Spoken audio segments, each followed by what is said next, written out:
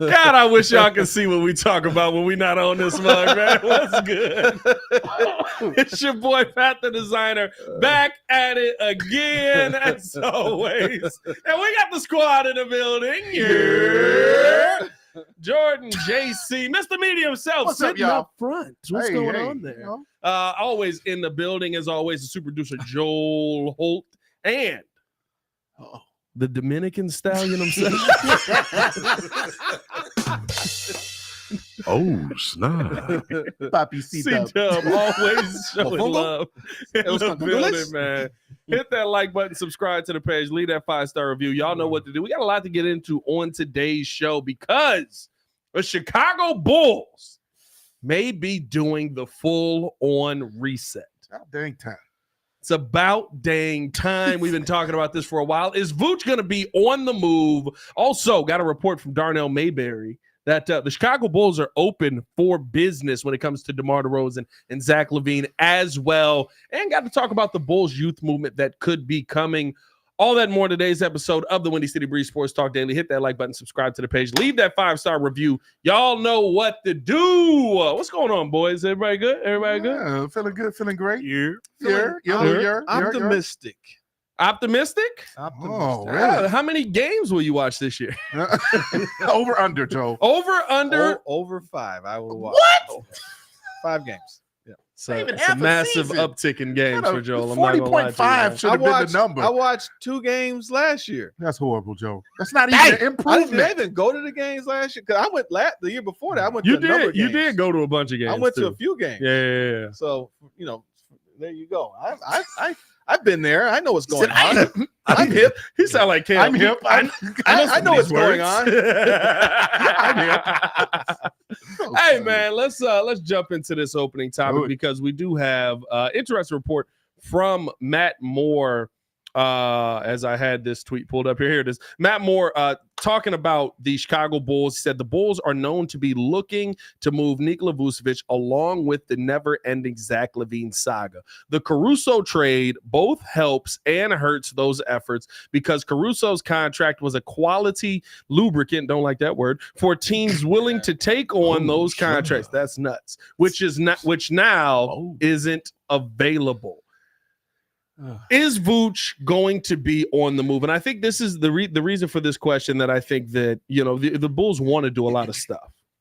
Yeah. They want to make a lot of moves. They want to add to a lot. By the way, Matt Moore from the Action Network. They want to add to a lot of assets that this team has by going in a different direction. But you got to have a team on the other side. And more than likely, you're in a position where teams on the other side don't want to sit there and give you what you want because they now know you don't want those players. So I'm going to give you whatever I feel like giving you, and you're going to live with it, basically. Do you feel like the Chicago Bulls are going to be able to move Nikola Vucevic? Well, I mean, you got the ball rolling already with Caruso, right? Even though a lot of people didn't really feel that happy about that trade. But I personally think that, you can get something done with Vooch. I mean, he just is coming off of another double-double season. He's always good for double-doubles, 18 points, 10.5 rebounds per game last season. So somebody obviously is going to want that kind of production on a probably more playoff-ready team or a championship contending team. I wouldn't see a reason why, if you're trying to move him, that you can get him off other than his contract. Yeah, I wonder what teams will have a need for Vooch. That's a good question as well. Because the thing is, he is like you said, he is a double-double. Like, you're getting 18 and 11 minimum out of him. There is a need for that in the league. Yeah, you're walking in the door with that. Yeah, I mean, you are. And the thing is that, like you said earlier, I think, or like the report said earlier, the Bulls are tipping their hand as to what they're doing, and it's like that lowers the value of the potential trades because if I know what you need to do, I'm not about to budge and give you what you need, which is more picks. I think here's the tough part about that. What you got there, Joe? We have 100 in the chat. Over 100 in the chat. Actually 180, so we're probably going to be at 200 in a second. So No, I think here's the thing about what you just said, right? Tipping your hand as far as moving on from Vooch, tipping your hand as far as moving on from Zach Lavine and DeMar DeRozan. That's like the Lakers drafting Bronny James, right? It's been the worst kept secret for the last 5 months. You know what I mean? Like, what was going to happen. I think you knew when the season ended that the Bulls wanted to change directions. AK said as much. We want to change this core up. We want to put this core didn't work for 3 years. So we have to put our core in a position where it's going to work for us. You didn't have a choice but to tip your hand because the rest of the NBA, you have to realize the rest of the league has been looking at the Bulls for 2 years, literally going, well, of course they're going to trade their assets. They're not going anywhere. Why would they keep these guys? Wait, they're keeping them? So I think that to me, that's why, like them tipping their hand, I don't think it helps or hurts you in any way. Vooch is under contract. Vooch is a solid big man. I do think it's very interesting when you talk about what teams would want Vooch. My biggest question is, what role would Vooch be willing to have on those teams? Because I think there are teams. I'll give you one team that I think would have an interest. Now I don't know cap wise. I'd have to dive into the cap and see where they sit at money wise, and they just paid a big name player today. But if you could move some pieces to even some things out, we already know that Nikola Jokic and Nikola Vucevic are good friends. Ooh, the Nuggets. I think that's a team that's already, you've got your big as one passing. Now Vooch probably is not a starter on that team, but if you were to bring Vooch off the bench as a backup big, you've already got a system with a slow-footed big man. Yes, he's a dominant slow-footed big man, but you've got a system that already works for that. At age 33, I could see them trying to get in on something like that. I could see a team like Orlando, who's got a bunch of guys there already, saying, we'll take Vooch back. We're not going to help you out, but we'll give you a little bit of something. But we'll take him back as a backup option to come off the bench and be a solid piece. Like, I think that's really the role that you're looking to trade Vooch into at this point. He's a starting center still. No. You put him on a good squad. That's the issue. Like you said, what are we going to get back that they're willing to trade for? So, like, okay, you say go to Denver. The first thing that popped in my head is Michael Porter Jr. But you're not getting back Michael Porter Jr. I know. That ship is sailed, man. His value is way up here now. But my point is just that he can contribute right away to a competing team. You're not building around him at 34 years old. No, but the problem is he hinders your offense, right? He's not a big that comes out and shoots the three ball efficiently. The outlier season is the one that the Bulls got bamboozled into believing was real when he started knocking down the three at, I believe, a 37% clip. Yeah. You also look at him still as a double-double player, but guess what? Andre Drummond was a double-double player. If you can't shoot the three, guess what you are? Yeah, coming off of the bench. His first season here, he shot about 38% from three. Yeah, so you kind of got tricked with that. But to your point, Joe, I kind of disagree. I mean, if it depends on the role that he has on a specific team. Like here on the Bulls, he's obviously the starter because who else is going to start over him? But if you put him on a championship team in front of obviously the 3-time MVP, you're going to expect him to come off the bench, and he has to accept that role. If he's on the Warriors, he helps them. If he's on the Knicks, but if he's on the Warriors, he doesn't help them in the starting lineup. If he's on the Warriors now, we're playing 4-on-5 because I got to wait for Vooch to get down. He's got to be the trailing 3-point shooter on this team, and liability. That kills your pace of play. Mm-hmm. You got to think about all the teams, especially if you trade them to the team in the West, they want to run. Yeah, so you got to trade them to teams that have bigger bodies on them. I would say maybe even. If Philly would be interested, I could see Vooch backing up Joel Embiid because Joel Embiid a little bit slower. I'm not as worried about Vooch if he's having a hot day from the 3-point line off the bench. He's that trailing big. That's what Joel Embiid is. He knocks down the three. He can also still drive to the bucket off of that three, right? Like I think that you're looking at teams that have those bigger guys already because they're running a system for a slower big that can be dominant. Vooch can still be dominant in the paint. Vooch can still be dominant down low. And if you need them to, because the teams that I'm mentioning have other bigs on them that can shoot the basketball at a higher percentage, you feel a little bit more comfortable saying, okay, maybe we run him at the 4, him at the 5, and we just dominate the boards for this quarter. Yeah. I just love the fact that we're having this conversation overall because, and I know we're going to get into this topic later, but pick a direction. The Bulls have been horrible with picking a direction. It seems like the foot is on both sides of the fence where it's like, okay, youth, vets, old guys that's running the teams that are the stars of the league, and then you got these guys that are hindered as the young guys that you want to see develop. So I'm good with this discussion of Vooch leaving and going somewhere where he could be more useful with the last couple of years of his career. That's what you want to see here. Just pick a direction. Pick a direction. No, facts. I think the fact that, to me, the fact that we can find teams that, I mean, listen, have some assets that I wouldn't mind sending back. You know what I mean? If we're talking Philly, if we're talking Denver, those are nice pieces off your bench that you're able to get back in something. And maybe you get smaller pieces, but you're able to get some draft capital for next year, some second-round draft capital. Or with those teams, right, they expect to be further down in the draft. Maybe they're willing to give late first-round draft capital with protections on it and different things like that. Like, there's ways that you can work yourself into a good position with this. And listen, I know a lot of people. Me and Hayes said this yesterday, though. I don't think it's a lot of people. There is a loud minority that is in a lot of these chats. So when we read the comments and it's like, this is terrible. Like, me and Joel was sitting there yesterday when they drafted Matas Buzelis. And you, by looking at the chat, you would have thought, we made the worst pick of all time. Most people probably didn't even know who he was. Like, I literally was like, oh my God, like, they hate this pick. Like, this is nuts. And then literally I put a poll in the chat and it was like, hey, like, do you like the Matisse Buzelis pick? Yeah. And everybody was like, it was like 79% yes. Oh, we got 200 in the chat and 300 in the chat. Over 200 in the chat. Hold on. Over 300 in the chat. Oh, snap.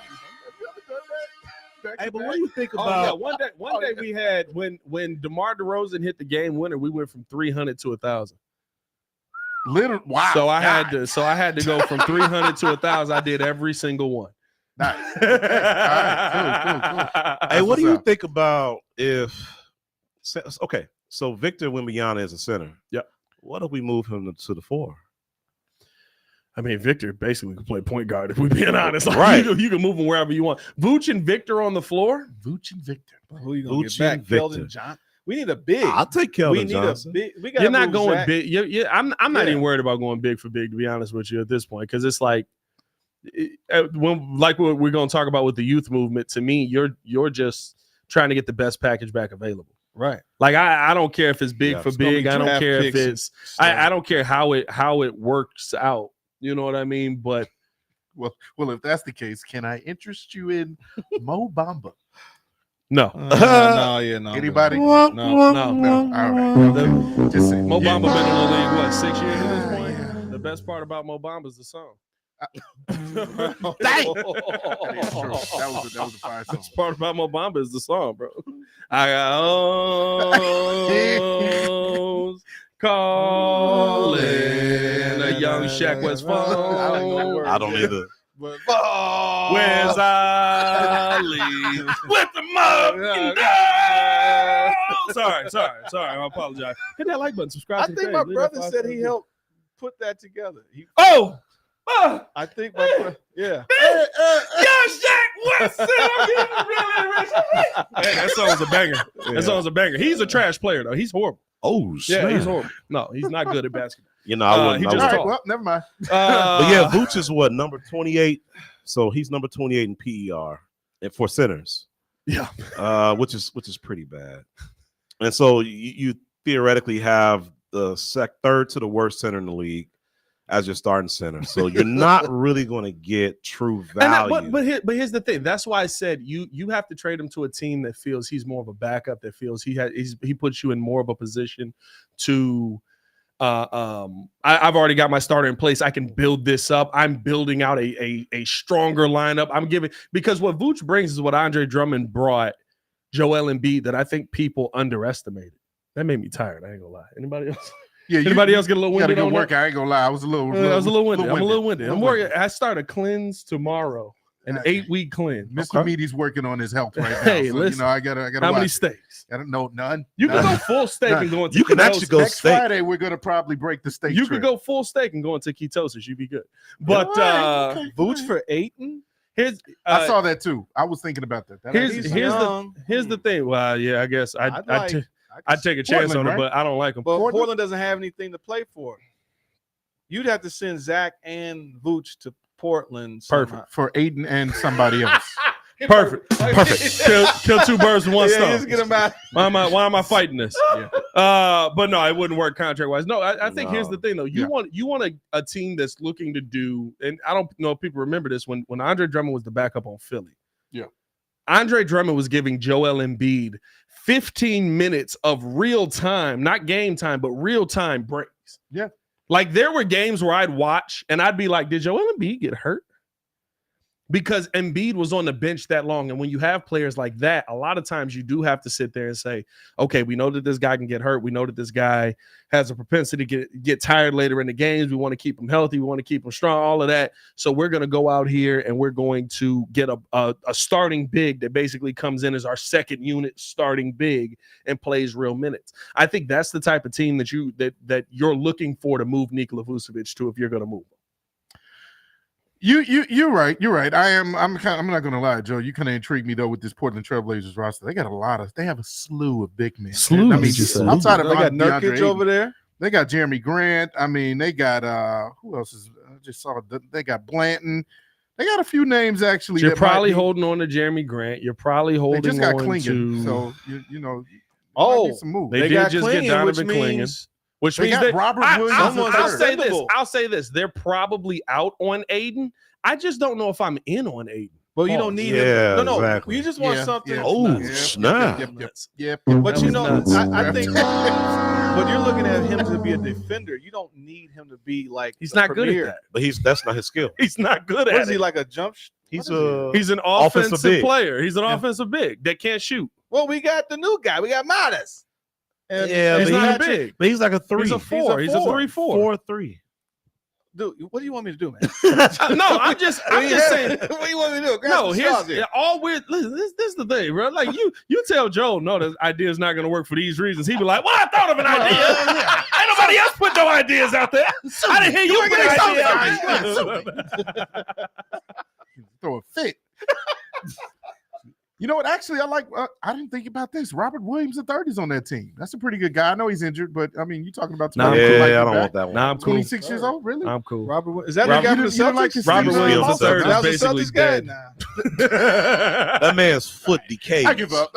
Robert Williams III is basically dead. I'm good on anything on Portland. I'm sitting here looking now, like, hey, maybe no. Nope. Malcolm Brogdon just got there. Like, I don't know, like. But see, I'm good on and here we go. We're going back to the theme. AK steady gets fleeced in all these trades. Every trade he's made, from Vooch to Demar to even the Giddey trade. I was telling Jordan, honestly, I think I like Giddey as a potential player. But man, if we had waited, bro, and now we see what OG just got, and we see what these 3-and-D players are getting.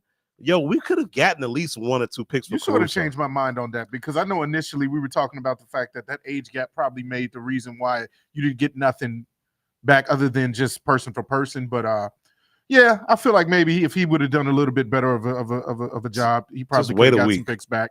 Just wait a week. I don't know. I just think that and here's the thing. Here's a scenario that maybe we might want to consider. What if DeAndre Drummond stays? I wouldn't mind him being the starting center. You putting people together now? Huh? You putting people together now? DeAndre Drummond. I said DeAndre. You did. You think about DeAndre Ayton with Andre Drummond? Yeah, Ayton's on the brain, right? Yeah. Andre Drummond. Hey, if he stays here, where the flags at, man? You almost made it. On the brain, really? I think that was a pause, but all right. Yeah, you never know if you have. Hey, you never know if you said he's on the brain. I like PBA watcher. He brought up reiterated what we talked about. Trading Kessler for Vooch. But trade with Utah to Kessler for Vooch. 400 in the chat. I think the problem with that is you've got a by the way 400 in the chat. Oh, 400 in the chat.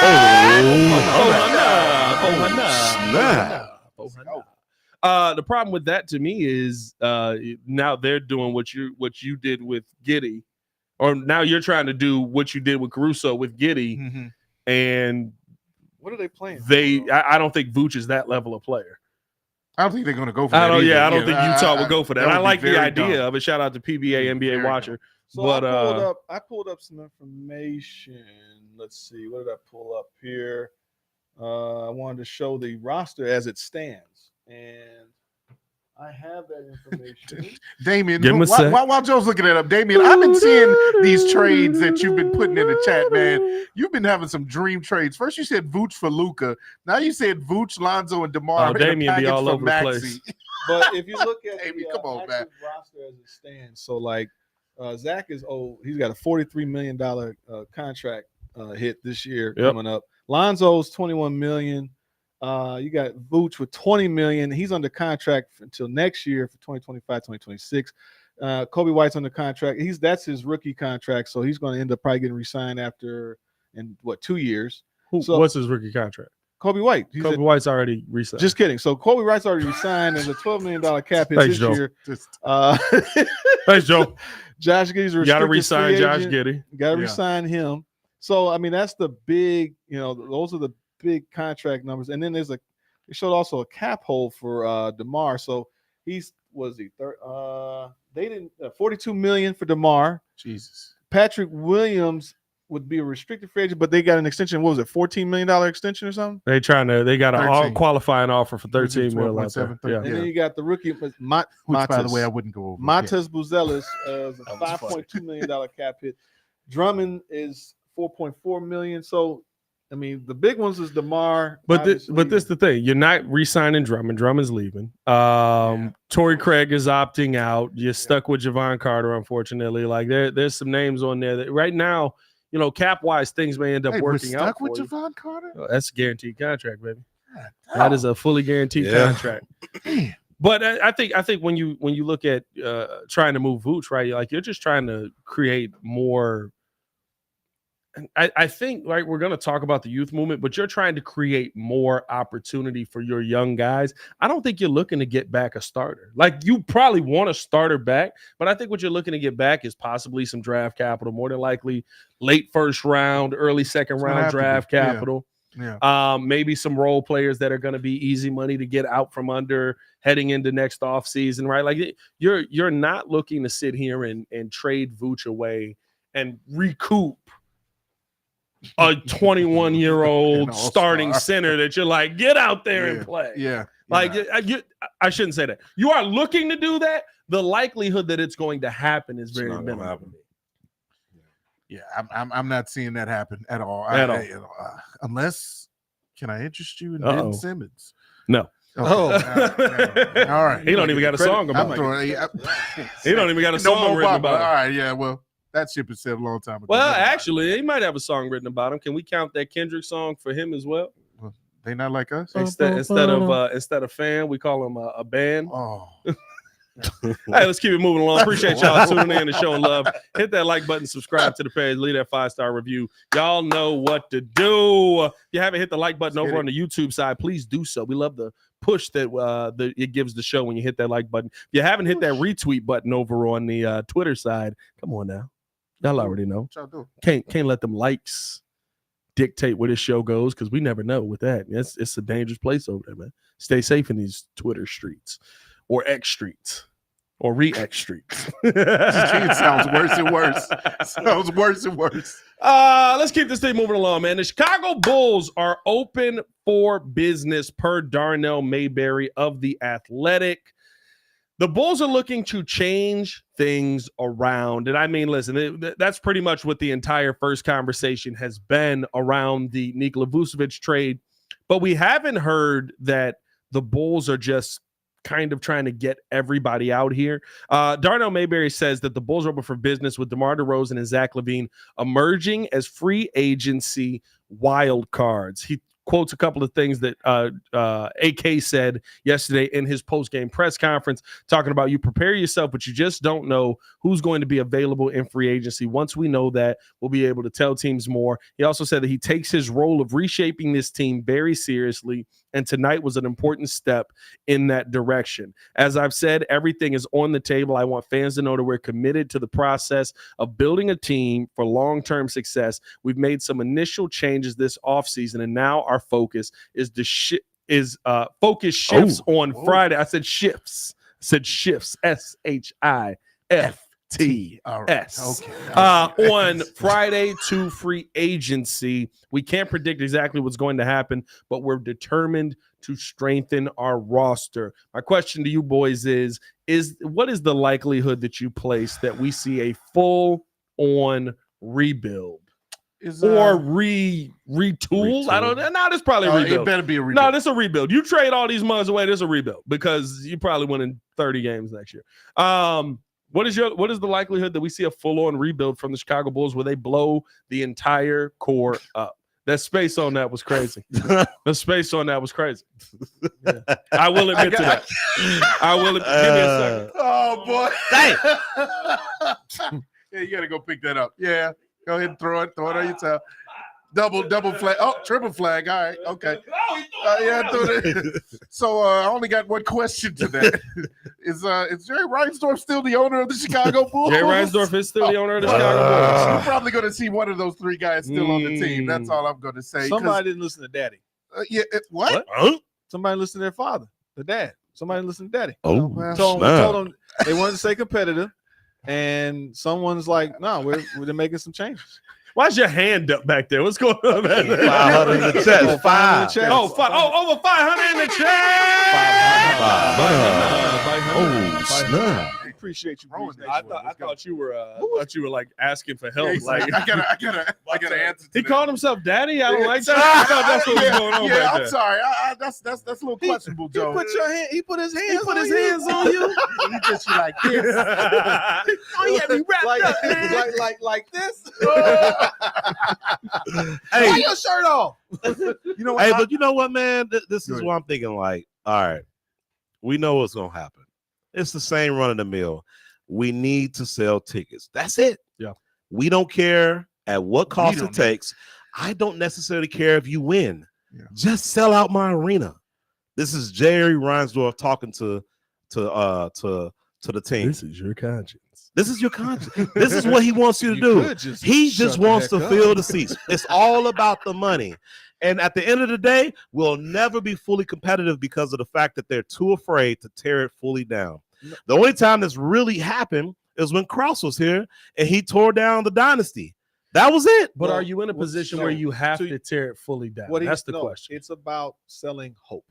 That's all it is. Yeah. And the thing why they could afford to tear the Bulls down post Michael Jordan was that they already had the sellouts for like they were sold out for like 10 years. So they could afford to do it. So now it's like the money's already in. So the whole point is that's the model even with the Cubs. The Cubs stayed, they were making money and they had sellouts for forever because it was just a good time. Yeah. And then but if you can sell hope, They still sell. What you mean? This team ain't no good. Right. Yeah, it's a good time. Hey, you're right. I can't even argue that. No. How you feel about that, Jordan? You good? You good? I'm all right. Okay. I'm okay. No, but I think for them, the Bulls mentality is that you got a youth movement. I mean, technically, I'm excited just to see the young guys. I'm excited to see Josh Giddey. Yeah. And if this Matas, Hopefully not outside of high school. yeah, such a jerk. Even with the way I can get away with that on the breeze. to see what Matas is doing, though. I mean, if he's a rim protector and he's dominant, so freaking immature. I didn't say nothing. It's just immature, bro. Go ahead. If he's a rim protector, You what? can't win. He jumps around the basket.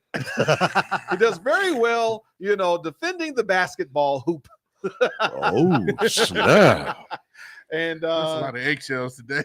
but the ascension of Kobe White, I mean, you have something to actually look forward to versus, I mean, you will know that this team is probably still a first round, if maybe even a play-in team, but at least you know that there's growth. You're disappointed that this team has practically with 2 or 3 all-stars on the squad, and you can't even make the 8th seed. You can't even get in the playoffs.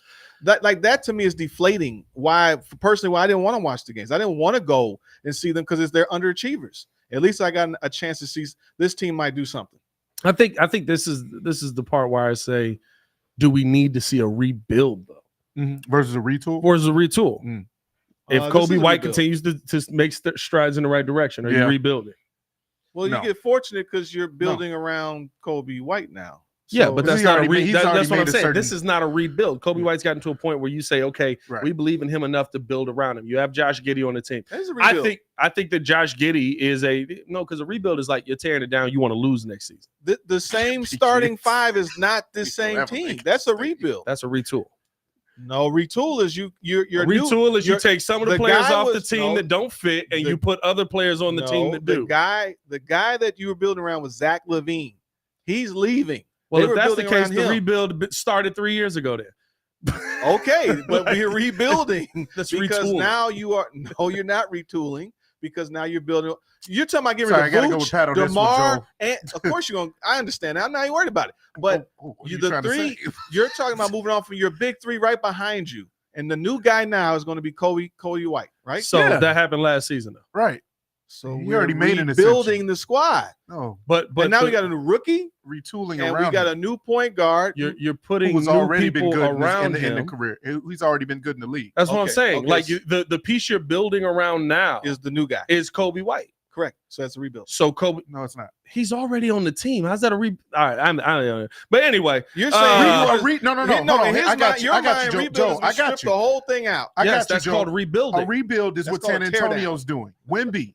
Yeah, that's a rebuild. What San Antonio is doing is a rebuild.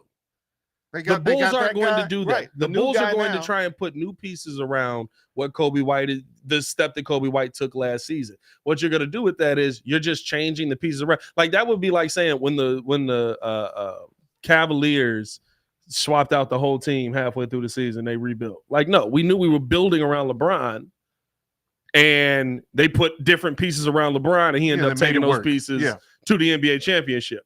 They just retooled the team. You're still building the team around the same player you were building the team around last season. Nobody knew Kobe White was going to be that guy. He took off last year, right? Right. So now the new focus is him. He is the new guy. It's not Zach anymore. But he's already here. Is what I'm saying. Well, they don't have to go out and get him because he's finally actually. It's like a Dan Orlovsky segment. I'm arguing words with this man. Like, it's like Dan Orlovsky saying, "Is it voluntary?" I don't know. He said, "Mandatory don't mean it's mandatory. No. You ain't got to show up if it's mandatory." You're challenging we're practically saying the same thing. They're rebuilding around Joel versus everyone. Huh? Fight back, Joel. Fight back. My chat's not even working.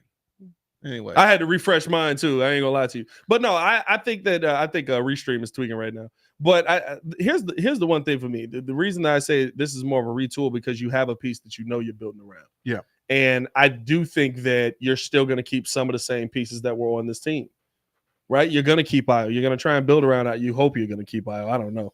I ain't gonna lie to you. Like that is though. I'm not over. I wouldn't want him leaving. I mean, either way. I'm not. Here's my thing. I love Io, but I'm also not overvaluing Io. I just watched how the Bears built their team. I'm not overvaluing anybody on this Bulls. Muzz is sitting there and they're like, he's a nice player to have, but Io's your next Alex Caruso to me. That's how I feel. He's your next Alex Caruso to me. But which is a piece you need on your team. If there's something that gets you off of money, if there's something that allows you to finally move on and start to get into the next generation, if there's something that brings you back more value and it costs you out to sumo in the making of that. I watched Khalil Mack get traded away just so that we could clear money. I watched Roquan Smith get traded away just so that we could clear money. And we went and signed two pieces. Yep. I watched the Bears move on from Justin Fields so that we can go get the next guy. I watched the Bears move on from Allen Robinson so that we can clear money. But you don't overvalue your assets. Football squad though. It's easier to build football than basketball. Yeah, but not really. No, it's hard. It's way easier to build a basketball squad. Is more in basketball. If I find one star, which is very hard. It kind of you know what, P-Kid? Yeah, you're right. There's a lot of great basketball players out here. Let's just call it changing stuff. How about we just call it the Bulls are changing stuff? Let's make this whole argument. He's arguing with me. I'm saying tomato. They're rebuilding the squad around him. No, my thing is I'm not overvaluing any piece that's on here. And to me, the fact that the Bulls are open for business, I think you're going to see more of a retool, which is why we were debating this, because I don't think you're tearing everything down. I don't think you have to tear everything down. I think that you're in a spot right now with the pieces. Yeah. I think in the spots right now with the pieces that you have, you come in with a Domantas Sabonis, who to me, I think he's probably going to find his way into your starting lineup by the time this season gets started, or partially through the season. Bazulis, bro. I got excited. I'm like, I would love to get Domantas Sabonis. If he turns into Domantas Sabonis, I would love for that, boy. Domantas Sabonis. Hey, if you put on some weight, you never know. Demontis, that's a lot of weight. Demontis is huge. Demontis Isn't he 7 Sabonis feet? is freaking 7'1". What's his weight? 260 pounds. Oh, He a big boy. So I got a question for you. Matas Buzelis. I Buzelis. apologize. I think he finds his way into the starting lineup at some point. Okay. I think that you've got Patrick Williams on the squad. I'm not a fan, but we know that AK is a fan of him. I think you've got Kobe, you've got Josh Giddey. You're gonna have to add a big in there, probably that's a little bit better than Adama Sanago, even though I do love Adama Sanago, but I think he's probably more of an off the bench center. Hey, our pick this year, is it protected top 10? Yeah, well, no, it doesn't belong to us. It belongs to the Spurs. But yes, it is top 10 we protected. got a minute before we can control a lot of things. If we're too decent, then we're like not we even have gonna all our picks except next year. Except next, okay. Like All everybody's right, freaking out about Bulls have no picks. I'm like, what are y'all actually looking at? Like the Bulls actually have all of their draft capital except next year. So I know we talked about this the other day on Tuesday. Out of these three guys, just throwing it to you all in the chat. If they were to keep somebody, let's just say they don't go full rebuild with letting all three of these guys go, who would you keep that would actually complement the young core? Vooch. See, I And was he's going on Zach. cheap contract. I was going Zach because of the addition. I'm thinking of Giddey. Zach. Vooch is the cheapest contract. Zach, to me, here's the thing. Okay. I keep telling people this, right? Zach is perfect for this team in a perfect world. I don't know if y'all been outside lately. Yeah, It ain't a perfect world. Perfect world. Yeah. I saw two Asians today. This is a real story. I saw two Asians today in downtown Chicago passing crack. Nah, I didn't know Asians smoked crack. Like, be real. Be real. No, You've seen a lot of crackheads in your life. Wait, in daylight? In daylight. You've seen a lot of crackheads in your life. Have you ever seen an Asian crackhead? No. I don't hang around those type of environments. It's downtown Chicago. I was going home. Sure you do. I wouldn't know. Sorry. But I say all that to say this is not a perfect world. Yeah. To me, It's Zach not. Lavine in a perfect world fits perfectly with this team, but you're dealing with the fact that the relationship doesn't work right now. You're dealing with the fact that the money right now is kind of holding you back. I don't think it's crazy money, but it's kind of holding you back. And you're also dealing with the fact that Zach Lavine, in the 2 years that he's been into this 5-year contract, he's been hurt both seasons. So is he going to get healthier? I mean, that's the hope. I mean, listen, if we selling hopes and dreams, Jerry Reinsdorf is keeping Zach Lavine around. Ability is the best ability. You know what I mean? Like, and Zach was healthy 2 years ago. Kind of, he played. I shouldn't say he wasn't healthy. He had the thumb injury. He had the knee injury. He had the knee injury that turned into the back injury because the knee wasn't healthy and he wasn't able to land right on his jump shot. Like we've been talking about. At this point, we can say it. It's okay. He's a injury-prone player. Yeah. Yeah, I mean, he kind of forced that. He's a little bit healthier, Lonzo Ball. His surgery was forced. He kind of made that happen. But he's still an injury-prone player the last couple of years. I don't know. I mean, I get what you're selling. I get what you're selling, and it makes sense. And it's not crap. Demontis is 6. But I would rather keep Zach. That's wild. And I think I'm going based on the fit of the team. And I know it's not a perfect scenario. The contract, the relationship, Billy Donovan. I get all that, but if we're talking about if we got to let 2 go and keep 1. And you want this team to be the most optimal, I'm keeping Zach because you can replace Vooch easier, I feel like, as far as talent-wise, than you can a Zach. If Zach is healthy, of course, the caveat is Zach being healthy. But I don't even think that, right? How many players do we see in the league that can actually score 25+ when given the opportunity? Quite a few. There's a lot of there's quite a few of them. It's a different world. Like what we're asking Zach to be is a scorer. We're not asking Zach to be the leader of this team. We're not asking Zach to be the best player on this team. And the problem is there's players out there that can do that. Now, you do have to find those players. You have to acquire them. You have to give them the opportunity. You may have one on your team in Kobe White while everybody's trying to hold on to Zach Lavine. Remember what happened when Kobe White and Zach Lavine were on the court together when he came back from injury last time. There was 2 games of Zach saying, nope, Kobe, this is your team now. Here we go. Yeah, I mean, I got the defense. I'm passing the ball. We doing this. And then there was 5 more games where all of a sudden Kobe White started to regress because Zach Lavine tried to turn back into old Zach Lavine, and it threw off the chemistry of the team. Like, you also have to think about how it affects the players around him. The Bulls won how many games in a row? Was it last year? I don't remember. I think in the month of December. No, in the month of December, I want to say we won 15. Now, it wasn't in a row. I shouldn't say that. But we won 15 out of the 18 games that month. And then I want to say maybe December was the bad month. Maybe in November we did that. One of the months we had a great month. But then Zach Lavine came back and the team fell apart. The team started losing again. Team started struggling again. You have to think about the team chemistry as well. You can't just think about, well, we can't find a dude that can jump out the gym and shoot threes and possibly play defense. You also have to think about, okay, like this team also didn't play well around Zach Lavine. Well, to your point, I say we keep Vooch contract wise. He's a center based off where the team stands now. But I don't know. I'm looking at some teams, and I do feel like the Ayton move would be the best move to get something back. He's 26 years old. No, 25. Still in his prime. They just picked up the big boy from Connecticut. If you trade, Klingen, they have a team where, like, if you look at their squad, I mean, it would help Portland because they're talking about they got Anthony Simons and Jeremy Grant. There's your 2-guard and Grant, your power forward. So Scoot. You got Scoot as well, yeah. And then Scoot is your point guard. So I mean, you put Zach and Vooch on that squad, they got I think a decent team with all those guys around there. But Ayton's owed $34 million this year and $35 next year, and he's an unrestricted free agent in 2026. So there's some contracts in there that you can move to make it fit, because you're talking about moving with $43 million for Zach and $20 million for Vooch. So there's some room, that could work. DeMontis is 6'10". He's not 7 feet. So I mean, you could bonus. Okay. But I don't know about that. I just looked it up. I feel like he's 7 feet. Okay, you know what, Pat? You're right. hey, after yesterday, I don't know what sizes are anymore. I ain't gonna lie to you, bro. They said that's the other thing too, right? Like the young man we drafted, Matas Buzelis. It's gonna take me a minute to get that one. Y'all bear with me. I ain't had to call games in a while. They list him at 6'9", based on the draft combine, which probably not shoes on, right? 6'9", 195. But everybody else keeps talking about he's 6'10", 210. Yeah, 6'10". Those are two very different players. That's our reference. Got him. So I need to know which weight he really is. Yeah. Those are two ridiculously different players. Yeah. 6'9", 195, you're a 3. 6'10", 210, I can play you at the 4. Pounds. Yeah.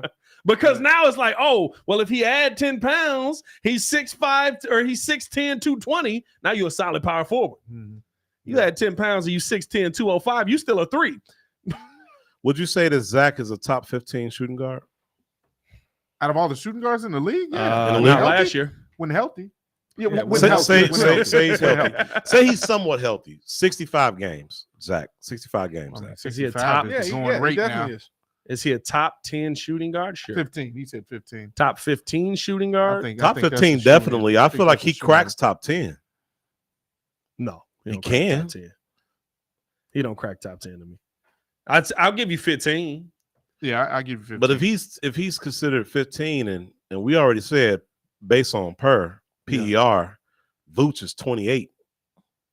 I think Zach is. If you got to go with who's you're still just thinking about the skill set, dog. You also, I'm telling you, like, the relationship is so important.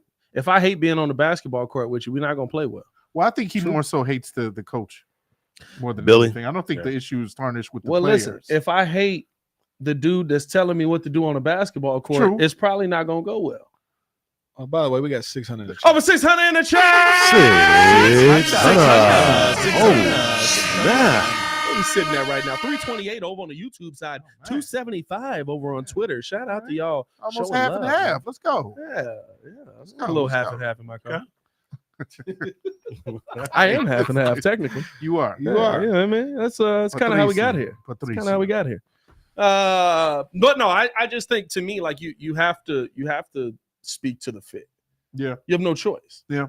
Is that, and I've said it, Zach's a phenomenal player when healthy. Phenomenal. He's a phenomenal player when healthy. But you haven't seen him healthy. Not recently. And you haven't seen him fit. The only biggest argument I have against that is the fact that Zach has not played, and we talked about this, but Zach has not played with a viable point guard since Chris Dunn. And if we want to go further than that, since Lonzo, I mean, Yeah, we talked about with the assist numbers, but with Lonzo, now we have a guy who seemingly looks like he could be a Lonzo type.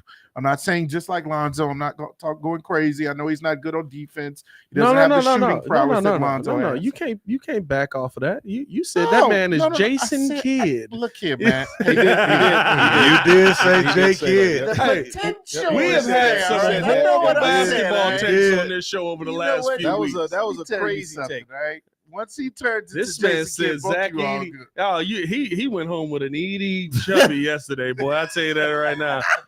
He said Zach Edey's Tim Duncan. Then he went 9th overall. He was like, "I told you." Bow, take that with you. No, forward ever to what play I the game. said was he reminds me of the Tim Duncan, like the story arc of not. He started playing basketball later, and then he's gotten better every year in college. And he is very accomplished. He had a lot of. He was a college basketball player. I ain't gonna lie. When we gotta like really go into detail and explain our point, that's pretty. That's because you can't jump on him. You said Jason Kidd. No, hey, J Kidd. No, I'm throwing the flag on myself.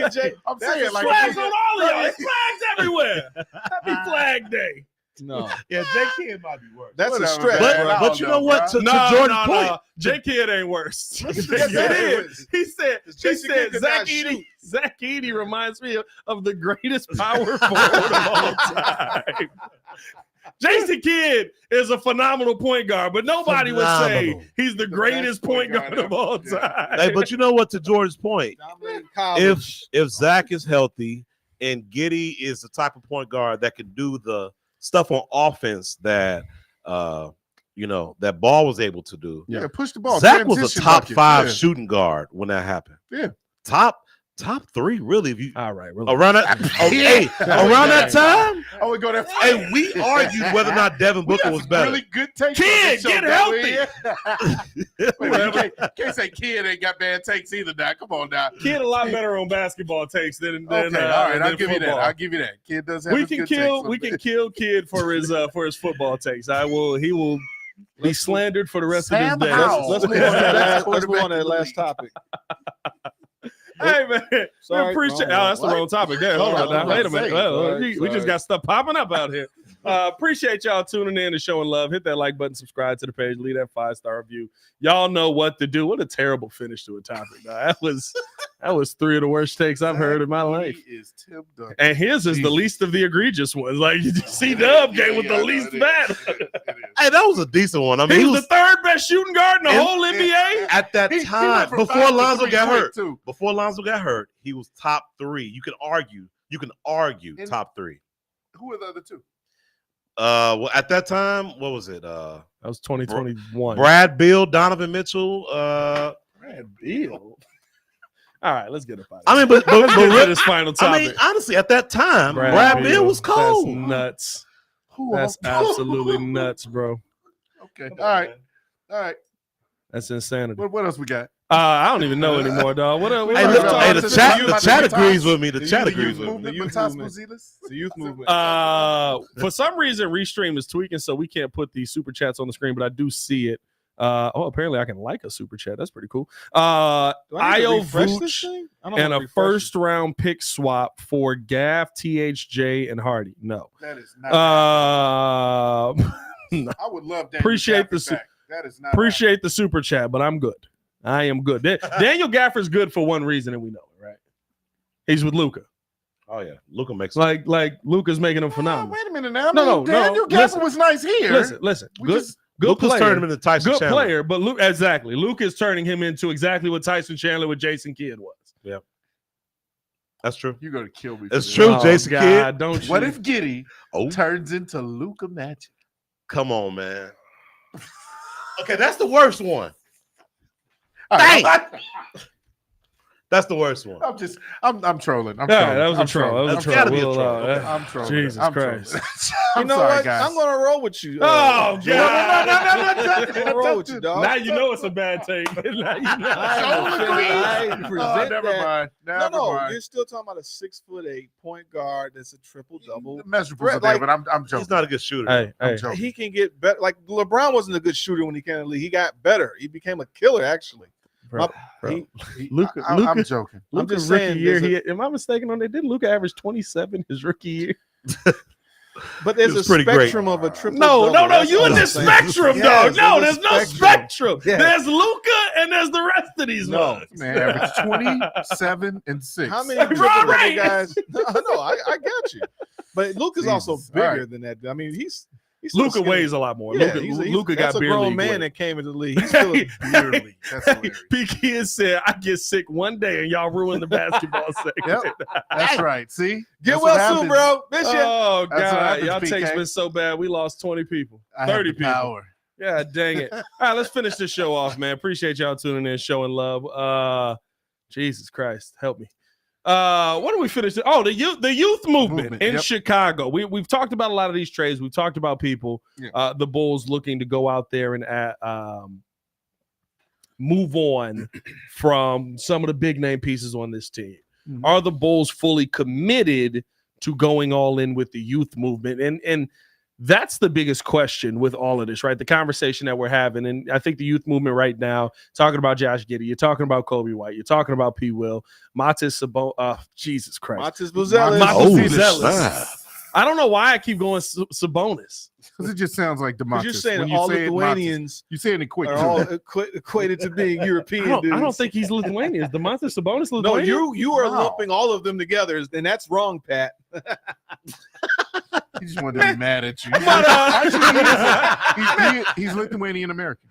He is Lithuanian. Yeah. I didn't remember where they went to the same school with Karan Amagechi. Right? You would know that. I don't know. That's your He did. guy. That's our picture. They were DeMontis? No. Matas. Oh, Matas, yes. They both went to Hinsdale. He did. Yeah, he did. They both went to Hinsdale. Man, Hinsdale putting some players in the league. Ain't they? Are the Bulls ready to go all the way in on a youth movement, though? That's the real question that I think we got to ask, because realistically speaking, right, we could talk about trading all of these pieces, but what you get back in that trade is a big part of this, right? You could get back pieces where, right, you talk about a guy like DeAndre Ayton. Does DeAndre Ayton come in? He's a starting center. Does he come in? He's the 4. Like, what do you put Ayton at? What? How do he's got to be the 4, right? Yeah. Do you try to get back a guy like Jeremy Grant, who steps in front of a guy like Vucevic or Patrick Williams, right? Like, do you think that the Bulls go all the way in on the youth movement and just let it play out? Let it play out. Well, I love the I'll say this. I love the direction that we're going in.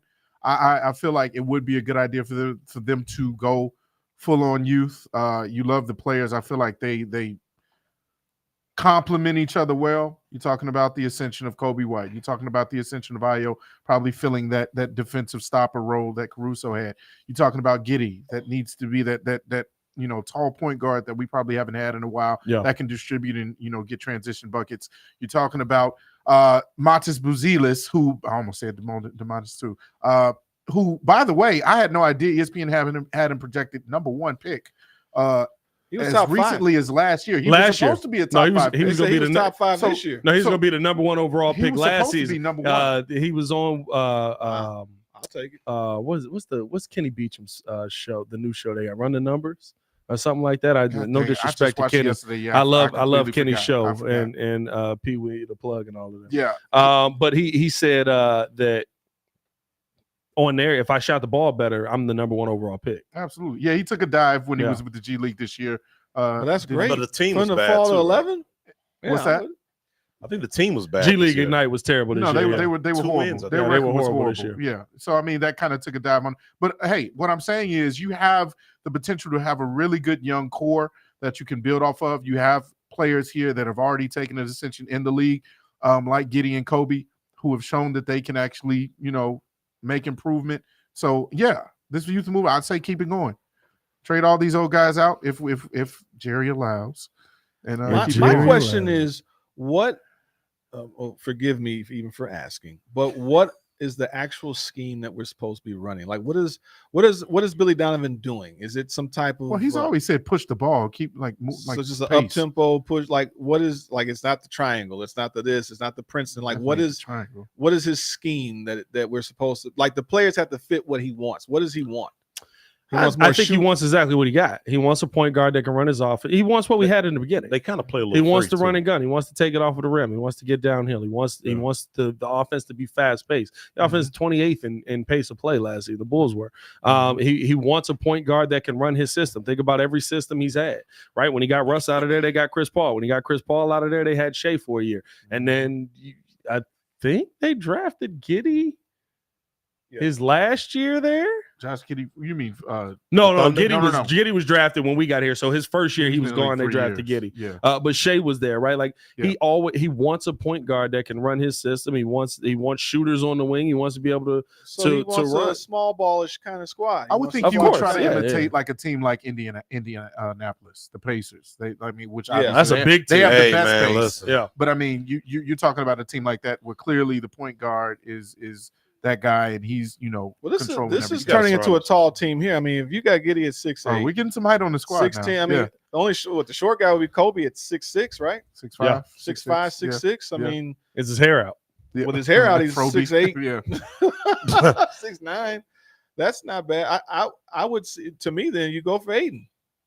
At that age, if you can, really want Aiden now. All of a sudden, he get a name and he attached to it. Zach Edey is going now. Aiden. Yeah. I wanted Edey. I wanted my center. I wanted my double. Like a bulldog when he get a name, bro. No, because I mean, Sabonis would work, but then you're looking for a center because we got DeMontis. Sabonis would. But they're not trading DeMontis Sabonis. No, I'm saying of the wish list of getting somebody for something. Also, he's a center though. He is a center. He's a 6'10" center. I mean, yeah, there's a lot of 6'10" centers. Yeah, but that's most of the league. 7-footer. I think Sacramento's definitely building around him. The issue is who would be available that you get something. What? Sacramento's building around DeMontis Sabonis. Yeah, he was a big part of that trade. We got him and De'Aaron Fox, right? Yeah, and they were in the playoffs of the play-in, right? They building around De'Aaron Fox. They building around Fox. I love what Ace is saying in the chat real quick. Talking about small ball is slowly dying. That's another thing that you gotta kind of keep in mind. I've been calling for the death of small ball for years, bro. It's just it's mind blowing to me. And I love that the Bulls are kind of finally starting to figure this out, and they're putting players on the team that work for this. And I don't know if y'all know this, right? But in the game of basketball, where the goal is to put this round ball in this round hoop that's 10 feet off the ground, tall guys can do it easier. Who'd have thought? I don't know if you know this or not. Yeah. Well, the Knicks figured it out. The Knicks, the Pacers, and here's the thing: the state of the league is changing. You saw it yesterday in the draft. Yeah, like the first 15 picks, 9 of them were big men. Yes. Yeah, like the league is going back to where centers have to be centers, where centers have to matter, where tall guys have to matter. They overcorrected when Stephen Curry came out, and everybody was like, "Oh, we could just get small dudes that can shoot the ball from a million miles away," we need to do that all over the place. Then all of a sudden, it was just like, "Hey, dummy." He's the best shooter of all time. That's an outlier. Yeah. You're not going to be able to get that guy every single time. I think that's just the lack of creativity and patience that comes for building teams. It's like doing the copycat league thing versus like if you're the originator of something and everybody else is trying to copy it and making a carbon copy. That just shows how some of these GMs just don't do a great job. I was thinking about like Julius Randle, for example, is another guy, but he's power forward. Yeah, he's definitely. But he's a scoring on that team. Oh, no, he was a center on that team for a minute. Mitch Robinson's definitely the center. Yeah, but Mitchell Robinson was hurt. But Julius Randle would be another Robinson guy. Be dead half a season. So we've seen Julius play the 5, but Julius is a very undersized. He's an undersized power forward. He's like 6'8", 6'9". He's like 6'8". Yeah, maybe 6'9". Yeah, no, he's more of a power forward. That was the other guy that was thinking of like how do we to move to get someone else semi-young and give the Knicks somebody. I mean, or give the team some competent players on the team that can help them. I think here's my thing: the fact that you're starting to go out and if you need to, have a year where you trade for a random big or you find a big that just kind of fits that can stand in there, a Robin Lopez type of player when the Bulls had him for a while, right? Like one of those guys that could just stand in there because what you're trying to do. you still can accomplish next season if you make trades the right way. If you're able to get 2025 draft capital, you can go out and get a center if you need a center. Yeah. You could have got one this season if you needed one, right? I think there were a ton of centers that were out there. If you operate the right way, you can move certain pieces to maybe bring back somebody who's hopefully just an upside piece that you kind of got to figure some things out. Because this dude right here, Buzelis, he's 2 blocks a game. Yeah. If you get him comfortable, he works. If he is 6'10", if he is in fact 6'10", I don't know. 6'10", we got some like 6'8", 3/4", something like that. Bro, I've seen all kinds of sizes on it. No, for real. He's like 6'8" and change and 8/8 of an inch. Hey, he got some bounce to him. Regardless of what he is, he plays above the rim. I like him. He does. Yeah, I like him. But to me, you're talking about having an opportunity to go with the youth movement, figure some things out. It doesn't mean it's over this year. That's the thing about this. This doesn't have to be the end of the rebuild. This doesn't have to be the end of the retool, the end of what you're trying to put together. This just has to be a step in the right direction this season. And I think you have that by going with the youth movement. And guess what? If the youth movement works out and these guys are great and you win 45 games this season, and people are going to look at that and be like, well, that's not a lot of games. It's a lot of games for this. Hey. It's a lot of games that maybe he actually develops into something. Maybe he turns into a 25 to 28 point per game player. Maybe he can stay out of high school. Maybe he can get, be a triple-double threat. Stop hating on that man, man. Leave that dude alone. alone. You know what I mean? Like, hating on the man. Leave him alone, man. That's my new point guard. That's nuts, bro. That's nuts. Leave him alone. I feel like you're standing on the wrong side of the fence. I'm just saying it's over. Leave him alone, man. Oh, whoa! Hey, all right now, Juju. Game over, bro. I don't want him emotionally damaged that he can't, because everybody's teasing him. That's probably what happened to him last year. I want him to get his confidence up. I'm gonna tell you this right now. If he's emotionally damaged by these jokes, he ain't gonna make it in Chicago. I know, but it doesn't help. If you keep it doesn't, but it's not relevant anymore. Like, I'm being very nice. It's over. It's a wrap. This is the city of Chicago, dog. I'm just saying, he's got to walk to the store. I'm not thinking about it like that. I'm thinking of a new point guard that we had that can give us a triple-double. But no, I just think that you're right. Like, if you develop those guys into that and they become a 45-win team, boom, perfect. Let's keep adding on. Let's go out here and find some pieces that we can add to help this team. If they're a 30-win team and you get a top 10 protected pick, you don't send your pick to the San Antonio Spurs. You end up winning out that way. Maybe you see some small development, but they end up losing, and you got some answers. Do we know who the top is? There a top prospect next year? Cooper Flag. We ain't going Cooper Flag. We ain't getting him. Well, I mean, listen, if we get the first overall pick, if we get the first overall pick, we can get Cooper Flag. That's the perfect word. But if we get the first overall pick, but we got to tear it down. That means we have to get that pick in the trade for one of the 3 vets. We have. We got to go. We getting the first. The Bulls can still. The Bulls still have their pick. It's top 10 protected. It's top 10 protected. So if the Bulls suck, they can get their pick. But if they keep, I'm thinking about the backwards way. I thought it was top 10. Where if it's in the top 10, we don't get it. No, if it's in the top 10, okay, we get that backwards. Yeah, right. Yeah. Okay, so Cooper Flag, hey. And I think here's the thing. This is a year, and that's what I was gonna say. This is a year for you to try and see what the youth movement is, because there's gonna be more teams than ever trying to be out because they believe in Cooper Flag. That race to the flag. The race to the flag. I said that could be taken the wrong way, but hey, listen, I'm in on investing in the youth movement. I hope that the Bulls are as well. I hope we see some trades come down the pipeline, man, because I thought we were going to see some. I thought we were going to see some kind of trade during the draft, even if it was something small, sign and trade for Demar, something like that. I'm surprised that we saw nothing. It's AK. I don't even know if that's an AK thing. I think that's just a. They're going to wait until the 9th hour to do anything. Well, maybe that is an AK thing. Like, they're going to wait till the last minute. But here's the funny thing about this, right? Like, and before we get about it, like, that's how we grew up. Remember, like, the Baby Bulls? Yeah. The Baby Bulls were together for, like, 5 years before we were like, we might need somebody else.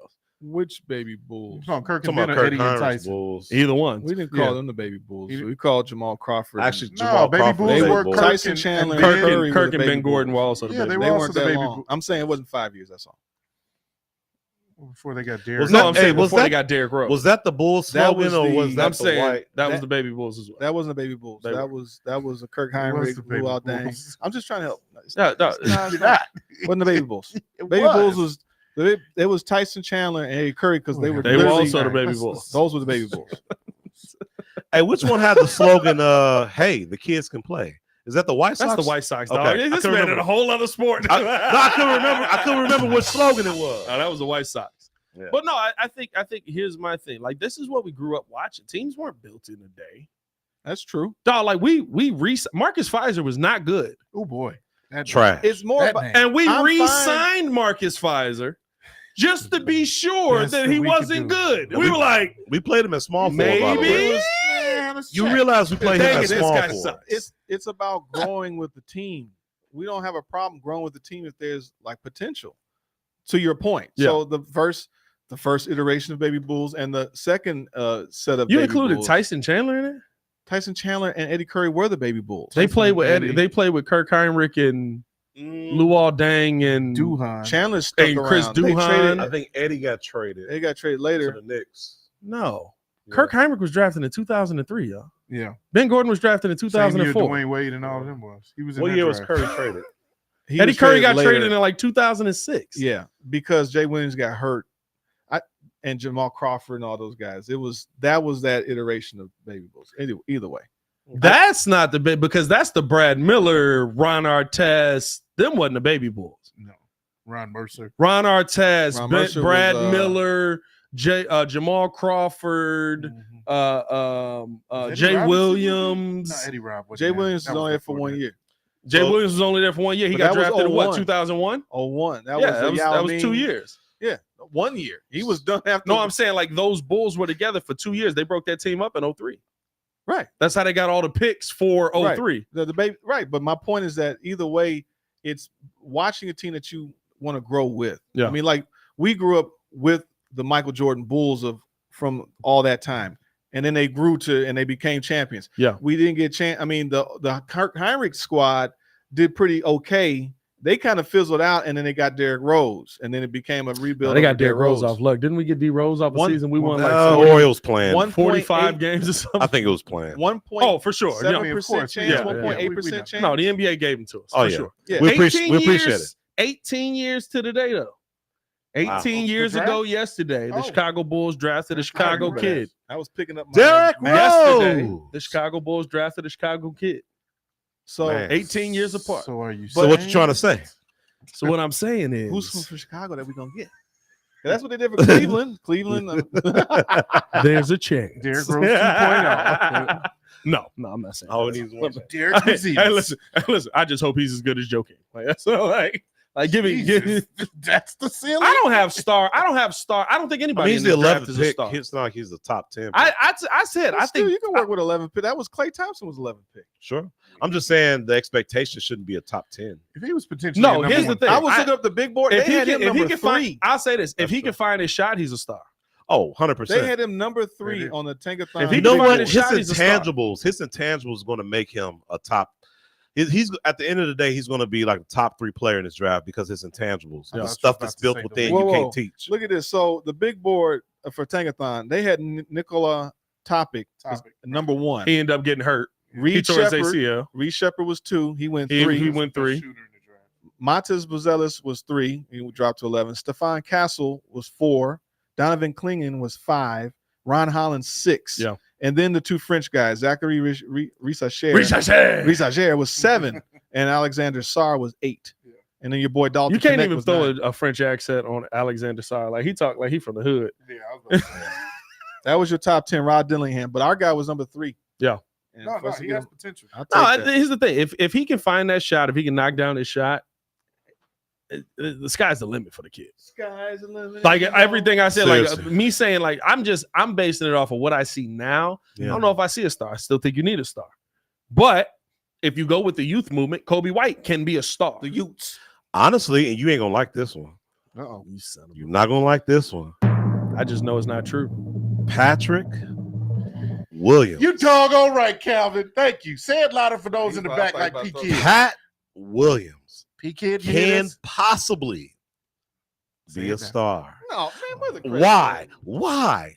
Because you no longer have Zach and Demar holding on to the ball for all the possessions of the game.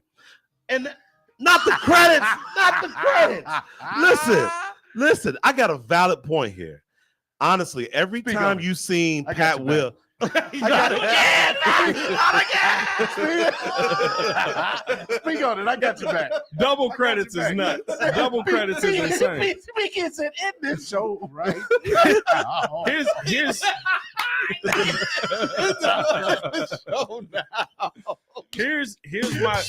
Here's my problem with that take.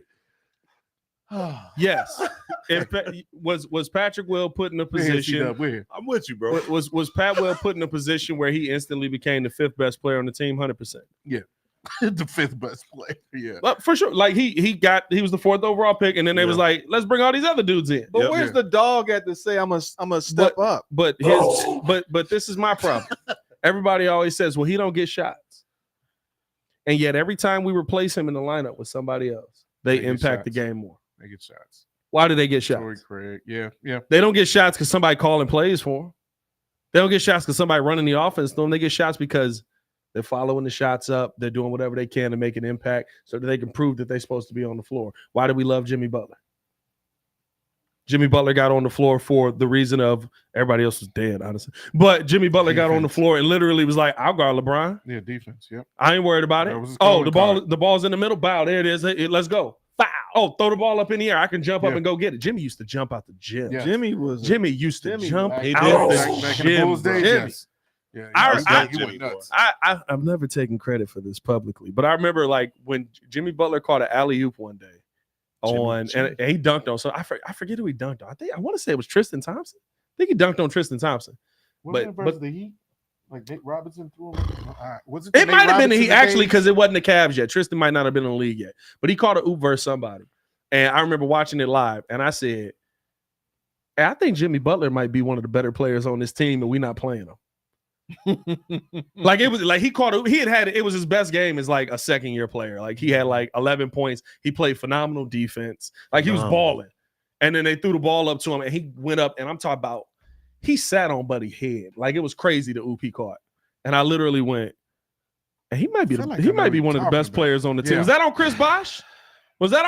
I literally went. He might be one of the best players on the teams that we never play him. You say his rookie year or second year? I think it was his second year because I don't think he played at all his rookie year. It's sad when you think about it. Fact. Yeah, he played 42 games his rookie year. It's so sad when you think about it because if Derrick Rose never got hurt. Yeah, Baki's saying Chris Bosh. Yeah, it might have been Bosh.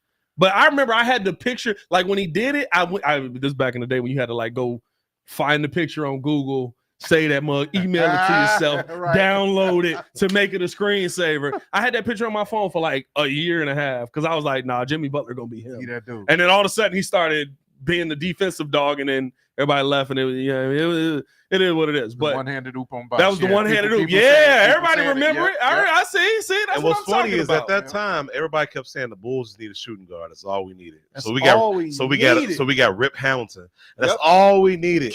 That's all we needed. And that was the thing. That was the thing. We kept bringing dudes in, and I was like, yo, I think we just need to play Jimmy Butler. No, we didn't have him yet, and then they finally got him. But then our team started getting but we was still. Tibbs don't play rookies. Jimmy was on the bench. Tibbs wouldn't play him at all. Tibbs don't play rookies. Jimmy was at the end of the bench. I'm talking about he wasn't getting no tip. No, to your point, but that was 20.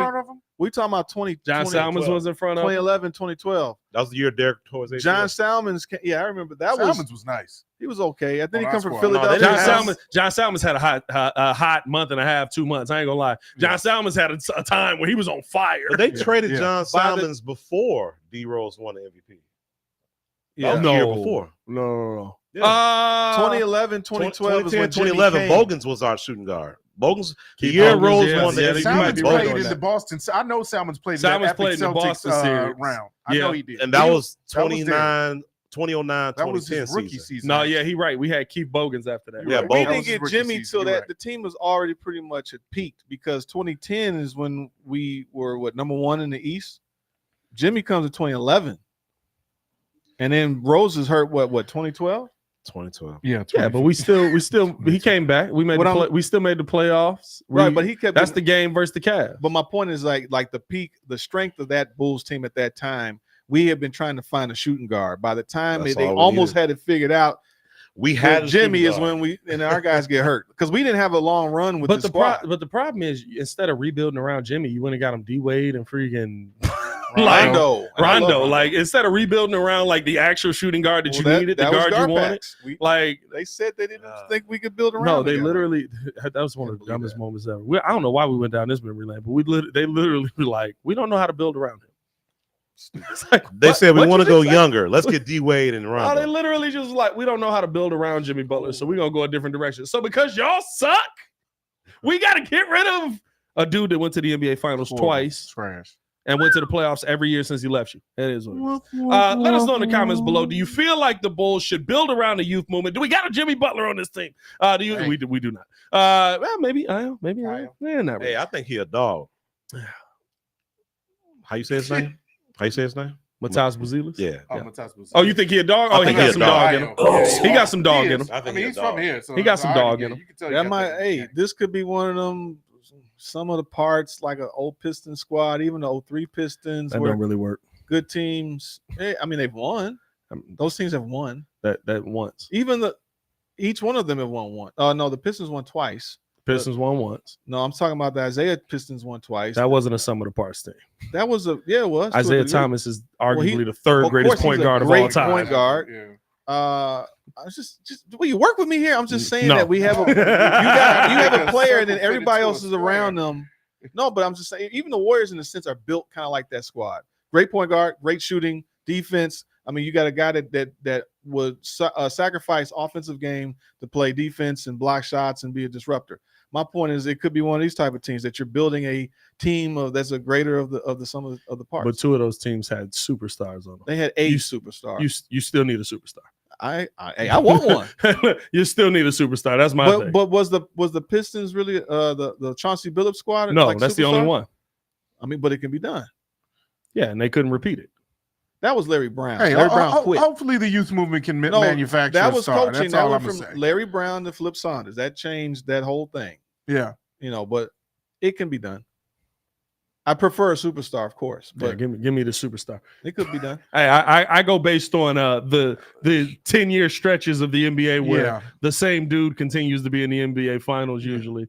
Like we went. How long? Until Jokic? Is it till Jokic? We basically had LeBron 4 kept playing. teams in the NBA LeBron Finals. and Curry and It was the Warriors, Yeah. Cavs. Milwaukee. The Warriors, the Cavs. Well, I guess I should say Boston. we had the same players in the NBA Finals Oh yeah. because LeBron was switched teams a couple of times, but he was still in the NBA Finals. Man, Rondo was is one of my favorite point guards of all time. Rondo was a dog. Yeah. Love Rondo. Hey, man, we appreciate y'all tuning in and showing love. Hit that All like right, button, all right. subscribe to the page, leave that 5-star review. Y'all know what to do. I was making a point. Joe cut me off. I don't remember what it was, so we're going to get up What out me? of here. I would never cut you off, bro. You bastard. For the man, Mr. Meaty himself, Jordan JC, the super producer, Joel Holt, and of course, C-Dub on the ones and twos. It's your boy, Pat the Designer, back at it again. Y'all stay safe out there in Chicago. C-Red, Bear Don, go White Sox. They actually won today. Go do your Cubs, go. thing. Go Cubs, Go, go, go, Hawk, go, Hawk, White AC Sox. Patrick Williams for MVP, baby. Dang. Oh, that's the point I was making. I made that point already. I was talking about